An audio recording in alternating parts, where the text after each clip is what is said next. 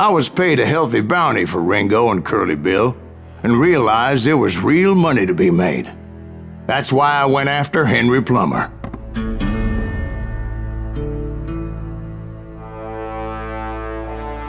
Now, wasn't he the sheriff who augmented his income by shaking down miners and robbing gold shipments? That's the one.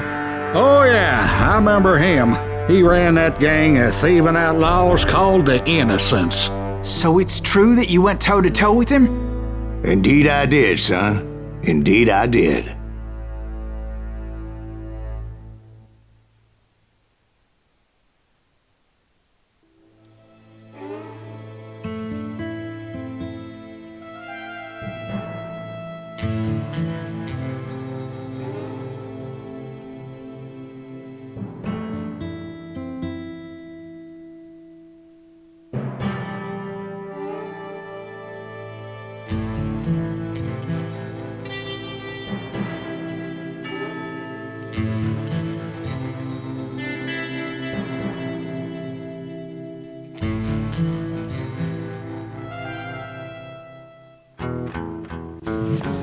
I knew I needed resources if I was going to track down Roscoe Bob Bryant, and hunting Plummer looked like a good way to get rich quick.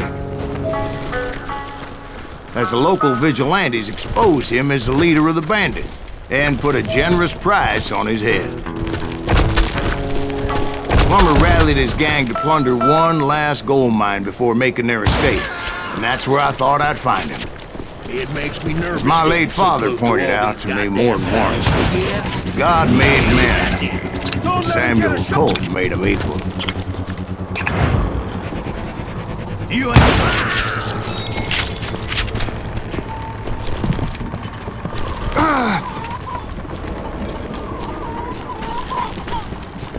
I knew that dynamite wasn't mine, so I decided the polite thing would be to return it.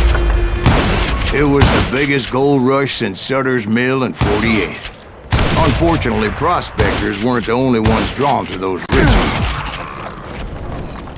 There were thieves, killers, robbing travelers, and hijacking gold ships. Like those that ran with Plummer.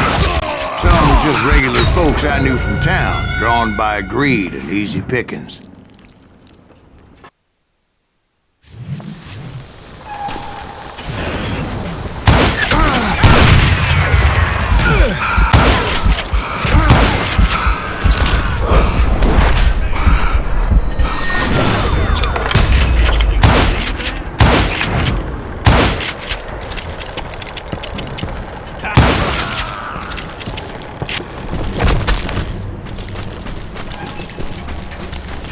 Charlie Crow, the blacksmith. James, who worked in the stable. Sam and Jeremiah Barber, the butcher's sons. Of course, the rest were veterans of the Civil War. Stone-cold killers trained on the bloody fields of Shiloh and Antietam. Plummer had a lot of men on his payroll. A hell of a lot. That son of a bitch pretended to protect the public with one hand while stealing them blind with the other. He set up a defensive perimeter which I had no idea how to breach. A dangerous, desperate individual.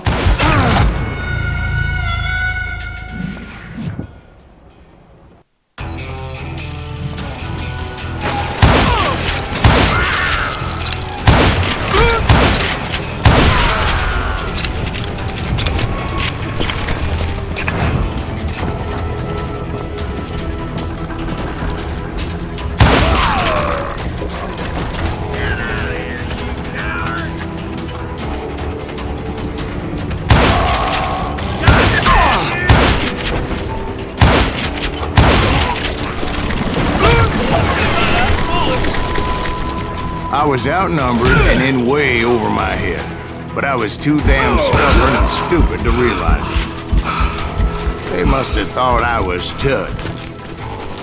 I thought I was some kind of hero. I finally made it past and headed on to meet my death. But first, I had something I needed to figure out. I had a few ideas on how to get into that mine, But once I made my decision, I knew there was no turning back. So my first thought was to enter the nearest mine portal. I saw an entrance. Made sense. I'm here. It was the quickest way in, but that also made it more dangerous. There would undoubtedly be enemy pickets posted along the way.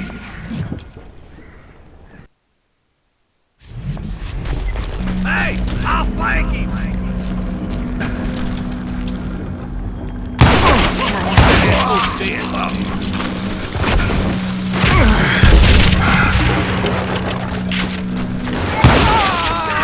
Besides, once you enter a mine like that, it's easy to get all turned around.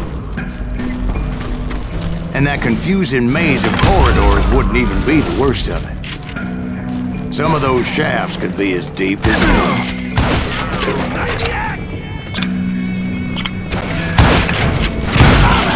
a single stumble or misstep can easily end in a deadly plunge to oblivion.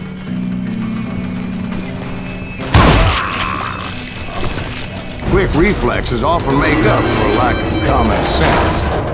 Luckily, I was never one to be easily bushwhacked. I would just need to be careful not to blow myself to kingdom come. With all that gunpowder and dynamite everywhere, a body has to know what he's shooting at. One wrong bullet could have turned that mine into a dad-blasted tube.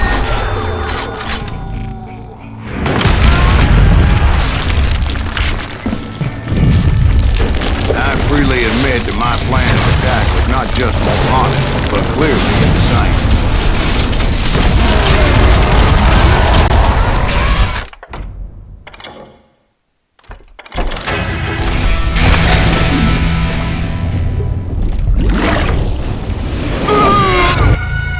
It's a good thing that I abandoned that ridiculous plan before I even tried it.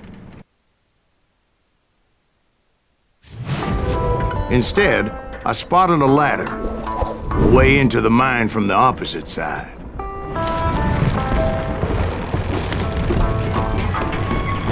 It was a long way around, but that approach seemed more sensible at the time. Of course, being I had a problem with heights, that scaffolding scared the bejesus out of me. Climbing down that ladder required some caution, because even though I had a younger man's reflexes, I was determined not to give up, however. As Sheriff Plummer seemed quite the despicable character. When the vigilantes discovered what the sheriff was up to, people were outraged. That 10,000 they put on his head would go a long way to helping me find old Don. And I had made it my mission to settle that score come hell or high water.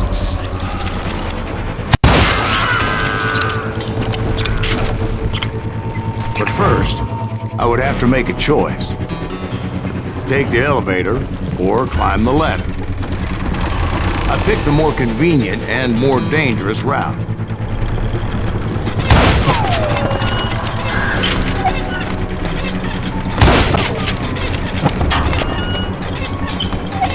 Show yourself, coward!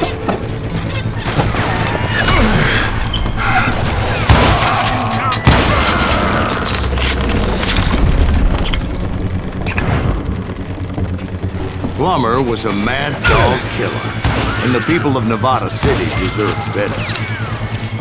Nevada City? I thought Plummer met his maker in Bannock, Montana.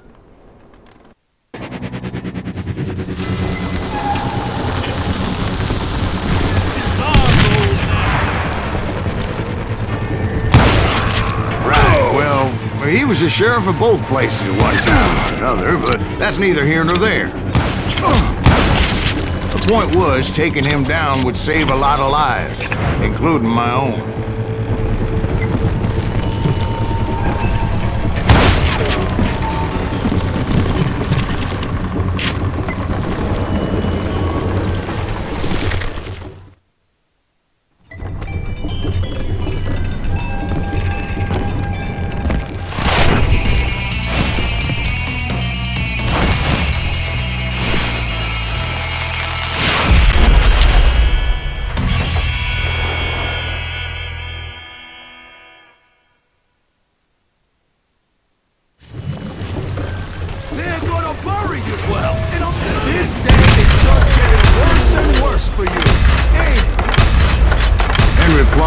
clearly unhinged, and I could see right away that this was gonna take some doing.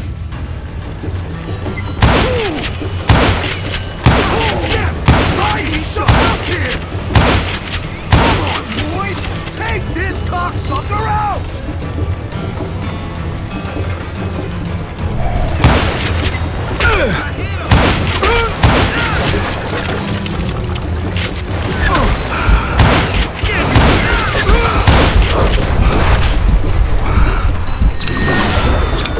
I thought I was come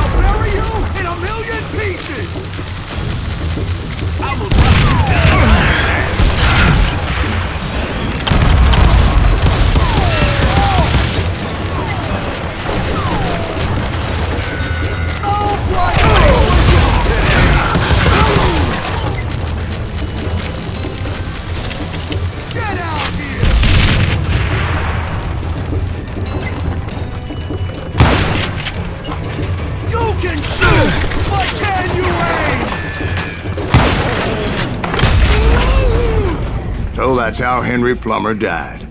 Him and his crew were worth their weight in gold. And now, I was officially a bounty hunter.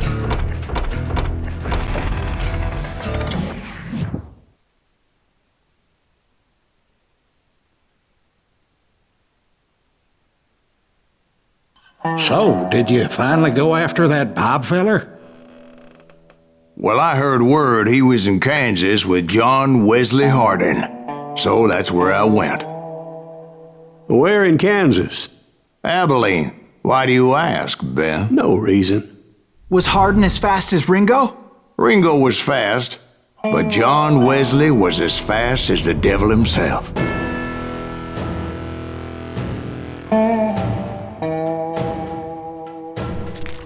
Hell, he killed his first man at 15.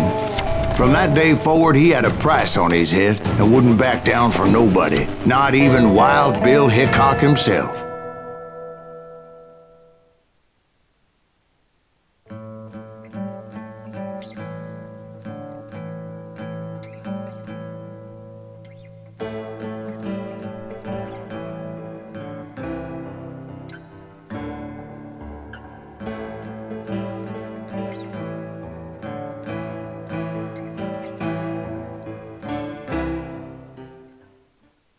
I dodged death many a time, and that night in Abilene was no different. What the hell has happened? I was there with the intention of finding that bastard Bob and collecting the bounty on John Wesley.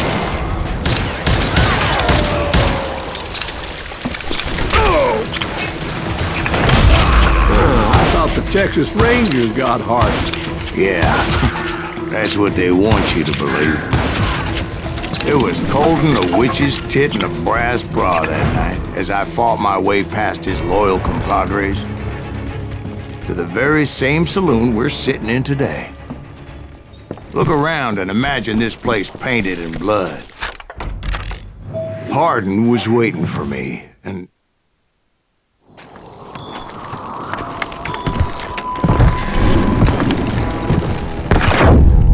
wait, I'm jumping the gun here. Let me back up and give you some background on this sumbitch. He deserves that much. Don't you think so, Ben? John Wesley Hardin was a killer. By the end, he confessed to taking the lives of 42 men. He was a bona fide folk hero by then, and had amassed a gang of armed miscreants and other assorted thugs. He and his men set up camp outside of town, and I was hoping Bob was among them. God damn it! Shoot that son of a bitch! They didn't ask why I was there. They knew, as most of them were wanted as well. I had to spill a lot of blood to find out Hardin wasn't in that camp.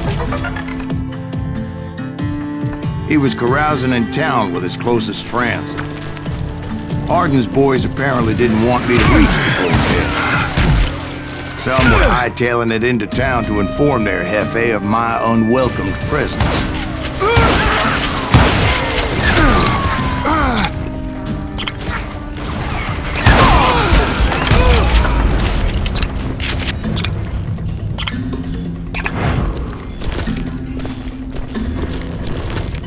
Tell Hardin someone's coming for him! Stop that sumbitch! Let the boys know we got another law dog. I wondered if Bob was among them.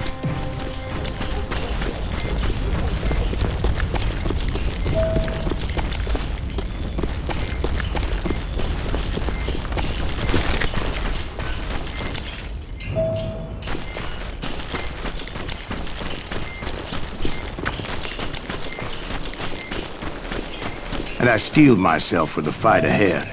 For as good as I was, deep down I wondered if John Wesley wasn't just a little bit better. Before I could test my mettle against Hardin, however, I would first need to dispatch his cadre of hired killers.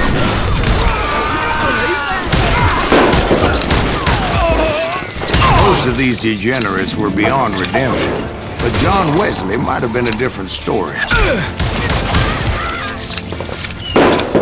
I didn't learn until later that that night was in fact his birthday celebration.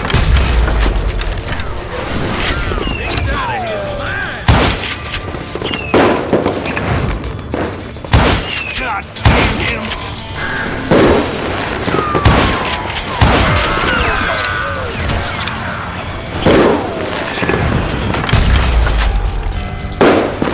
You're really pissing me off! Die already!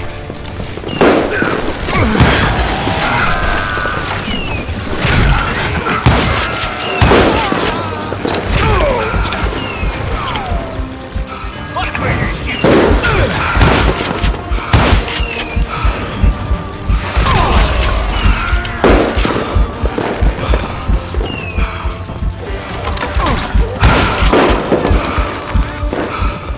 I think I already mentioned that I found Hardin in this very saloon.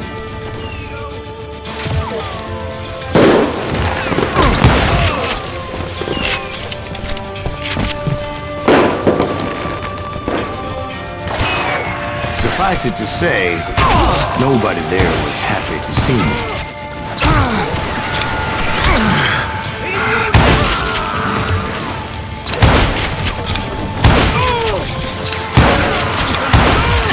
In fact, I felt a certain hostility.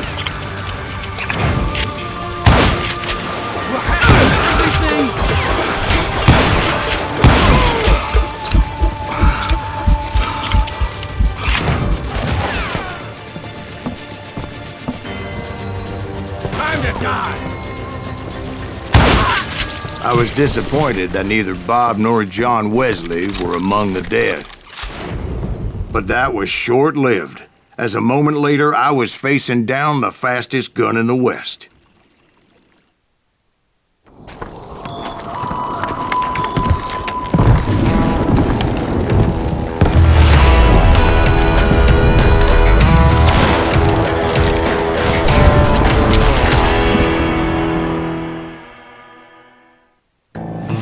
I felt a bolt of adrenaline, or maybe that was fear. He was well known for his tricks, and I knew I'd need my own if I was ever to defeat him.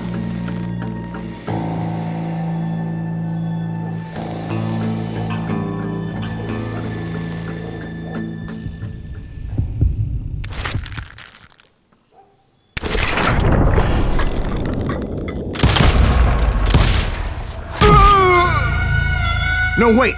He didn't hit me then. I'm sure of it.